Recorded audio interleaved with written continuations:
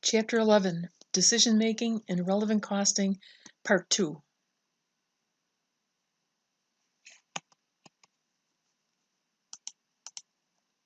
So we've gone through this 5-step decision-making process, and we talked about relevant versus irrelevant information. Now we're going to talk about outsourcing decisions. Okay, we'll pick it up there and see if we can get through bottlenecks.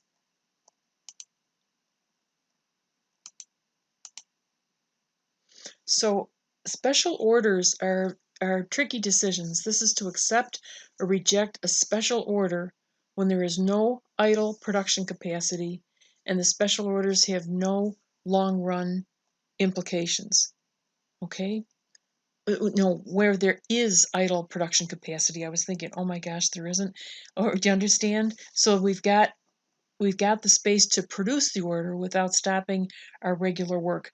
So the question is, the only thing you've got to look at is whether or not the special order generates additional operating income. Okay, so we compare relevant revenues and relevant costs to determine profitability. Okay, so generally the decision rule will be based on the effect on operating income. So here's a special order decision, and we've got an additional 30,000 units. A customer offered to buy 5,000 units at $11 per unit, which is $9 less than usual selling price.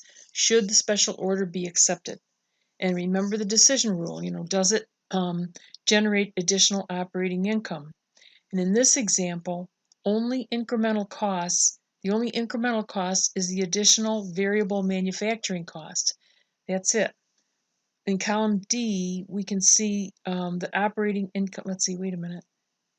In column D, we see the operating income as is. Okay, so right now they're making $30,000. Column F has it, if the new order was accepted, $47,500. So you can see that here we've got our difference in the next column. Column H shows the difference, and it shows that our order should be accepted. So when making this type of decision, it's important to keep in mind those qualitative factors. For example, what if all customers began demanding the lower price? Okay, how would that affect profitability? And those prices are not secrets, okay? It all gets out. So there was one other thing I want to show you. Notice how we've got variable marketing costs here. Marketing costs didn't change. Okay, many times on a special order, you don't pay commission on it, for example. It wasn't someone else's, the result of a salesperson's effort. So there's no additional marketing costs. And you can see also that the manufacturing cost didn't change. Okay, the fixed manufacturing cost didn't change. Not that it always won't change, but in this case, and more frequently than not, the fixed manufacturing overhead does not change. So you don't have to charge the special order with that fixed cost because that's not what you planned on for the year. Okay, so the only additional cost here was the variable manufacturing cost. That's it. Okay. And there are some potential problems using relevant cost analysis that managers should be aware of. You want to avoid general assumptions such as all variable costs are relevant and all fixed costs are irrelevant. In our example, we had irrelevant variable marketing costs. Okay, and be aware that unit fixed cost data can potentially mislead managers in 2 ways, and this is really important. Fixed costs might include irrelevant costs.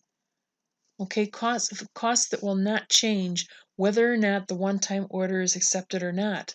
And if that's the case, then they're irrelevant. It doesn't matter.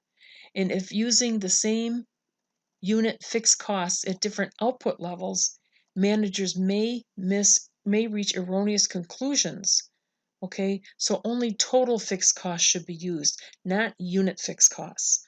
As a matter of fact, whenever you get into unit fixed costs, you've got to start being really careful because it goes down a black hole. Now, in many ways, a special order is a short-run pricing decision. And sometimes the decision is simply about getting an acceptable price. Okay? And what's the rule? That any price above the incremental cost will improve operating income. However, consideration must be given to capacity constraints, current market conditions, customer demand, competition, etc. Now let's look at some make or buy decisions. Outsourcing is purchasing goods and services from outside vendors. Insourcing means that you'll produce the good or provide the service within the organization. Okay, decisions about whether to insource or outsource are called make or buy decisions. And opportunity costs are the contribution to operating income foregone by not using a limited resource in its next best alternative use. They're hard to think about though. Okay, so the first one is we've got outsourcing and idle facilities. To make a good decision, the manager has to consider the difference in relevant costs between the alternatives, including the cost of idle capacity and related fixed costs. Okay, like is there something else we could do with it? The something else that we could do is the opportunity cost. Strategic and qualitative factors. Outsourcing decisions invariably have a long-run horizon in which the financial costs and benefits of outsourcing become more uncertain. Okay, almost always strategic and qualitative factors become important determinants of outsourcing, and weighing all these factors requires considerable managerial judgment and care.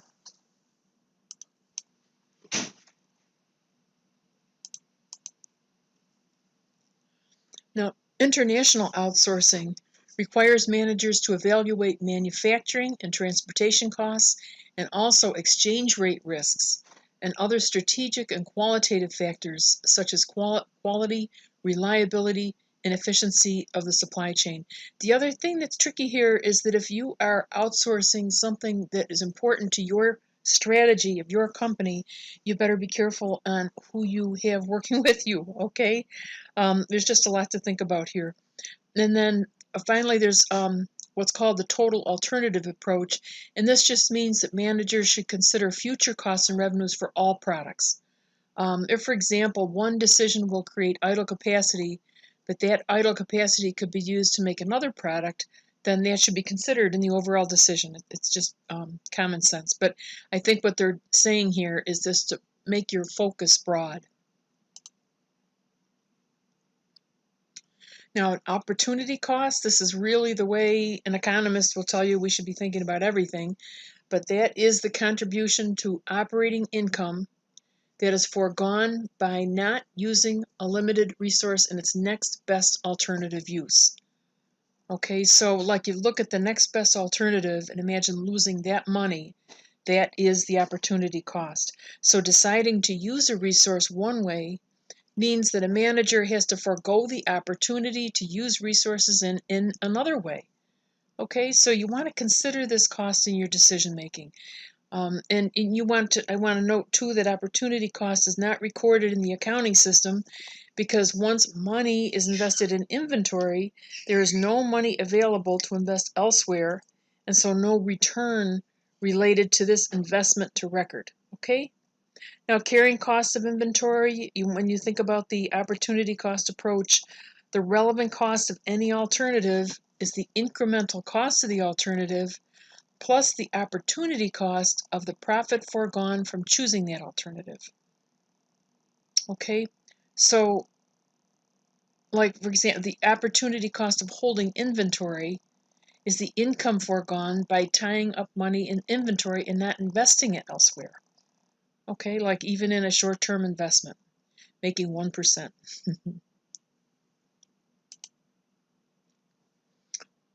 All of these things, though, mean more once we've got some problems to work with. I mean, you really have to work problems in this stuff. So product mix decisions with capacity strengths. Why don't I stop here and then we'll finish it up in one more presentation. Okay.